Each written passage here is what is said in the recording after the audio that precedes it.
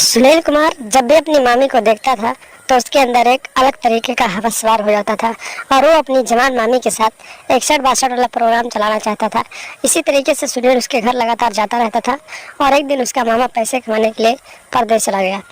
सुनील अपने मामा के यहाँ पहुंचा और फिर रात को उसकी मामी अकेली थी, तो फिर सुनील ने मौका पाकर अपनी मामी का गेम बजा डाला। नमस्कार दोस्तों, स्वागत है आप सभी का हमारे एएसएन क्राइम अफेयर चैनल में। दोस्तों, एएसएन क्राइम अफेयर चैनल को आप सभी लोग सब्सक्राइब कीजिए, वीडियो को लाइक कीजिए और वीडियो को ढेर सारा शेयर भी कीजिए। 22 साल का सुनील कुमार बेहद ही खूबसूरत और बेहद ही हैंडसम लड़का था और वो जब अपने मामा के यहाँ जाता था तो उसकी नई नवेली एक मामी आई थी जिसकी शादी को हुए लगभग 2 महीने हुए थे। उसकी मामी इतनी खूबसूरत थी कि जो भी उसे देखता था तो उसके ऊपर दिल हार जाता था और उसे ठोकने के बारे में सोचने लगता था। सुनील कुमार भी जब पहली बार अपनी मामी को देखता है तो उसके ऊपर दिल हार जाता है और फिर अपनी मामी के साथ 61-62 वाला प्रोग्राम चलाने के बारे में सोचने लगता है। इसी तरीके से सुनील जब भी अपने मामा के घर जाता है तो 2-2, 3-3 दिन रह जाता है और अपनी मामी के साथ वो प्रोग्राम चलाना चाहता है, लेकिन उसकी दाल नहीं गलती है। इसी तरीके से दिन बीतते जाते हैं और करीब 2 महीने के बाद सुनील का मामा पैसे कमाने के लिए परदेश चला जाता है।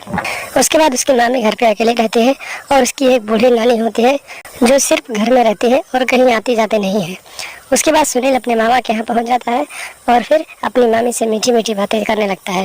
दोस्तों, आपको बताएं कि सुनील नशे का टैबलेट लेकर जाता है और फिर अपनी मामी से बातचीत जब करता है तो धीरे धीरे उसे एक दिन इतने अच्छे तरीके से इतना व्यवहार बना लेता है कि दूसरे दिन भी मामी उसे बुलाकर बैठकर बातचीत करती रहती है।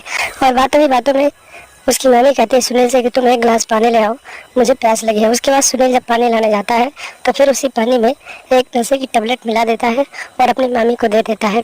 और शाम को खाना बनाने के बाद जब सब लोग सो जाते हैं तो उसकी मामी को जब वो असर होता है तो फिर वो एकदम से छटपटाने लगती है और 61-62 करवाने के लिए एकदम से रेडी हो जाती है। सुनील 2 घंटे के बाद जब देखता है कि अब दवा का असर हो गया होगा तो फिर वो अपने कमरे से उठता है और अपनी मामी के बेडरूम में जाकर घुस जाता है।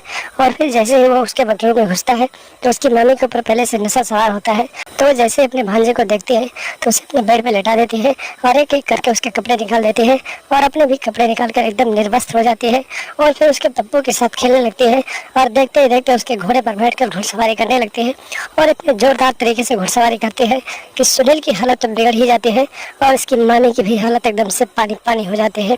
इसी तरीके से सुनील लगभग 5 से 6 दिनों तक अपने मामा के घर रहता है और रोज एक नशे की टेबलेट मिलाकर अपने मामी को पिलाता है और पूरी रात उसका गेम बजाता है। इसी तरीके से दिन बीतते जाते हैं। दोस्तों, एक दिन की बात होती है, सुनील नशे की टेबलेट मिलाता है लेकिन उसकी मामी वो पानी नहीं पीती है और फिर वो पानी जाकर एक साइड में रख देती है और दूसरा काम करने लगती है।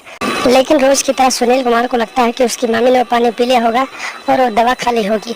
उसके बाद जब रात को सुनील अपनी मामी के कमरे में जाता है और फिर उसके कपड़े को हटाकर उसके साथ 61-62 प्रोग्राम शुरू कर देता है तो उसकी मामी इसका विरोध करने लगती है और जोरदार तरीके से हल्ला मचाने लगती है। और जब सुनील कहता है कि आज तुम्हें क्या हो गया है तो उसकी मामी उससे 2-3 तमाचा लगाती है और उसके बाद कहती है कि तुम्हारी हिम्मत कैसे है मेरे कमरे में आने की। और उसके बाद उसकी आवाज़ सुनकर आसपास के पड़ोसी वहीं इकट्ठे हो जाते हैं। जब तक पड़ोसी इकट्ठा होते हैं तब तक इन दोनों के बीच लड़ाई इतनी तेज बढ़ जाती है कि जो मामी होती है मौके पर ही सुनील का गला दबा देती है और मौके पर ही उसकी मौत हो जाती है। उसके बाद पड़ोसियों को इसकी जानकारी होती है तो पड़ोसी रात को ही पुलिस को फोन करते हैं और मौके पर पुलिस पहुंचती है। पुलिस लाश को कब्जे में लेती है और पोस्टमार्टम के लिए भेज देती है और फिर मामी को हिरासत में लेकर आगे की कार्रवाई के लिए जेल भेज देती है। तो दोस्तों, सावधान रहें, सतर्क रहें और अपने आप को कंट्रोल में रखें और इस तरह की मानसिकता अपने दिमाग में न लाएं और लगातार हमारे साथ बने रहें। हमारे चैनल को सब्सक्राइब कर लें और हमेशा देखते रहें एएसएन क्राइम अफेयर।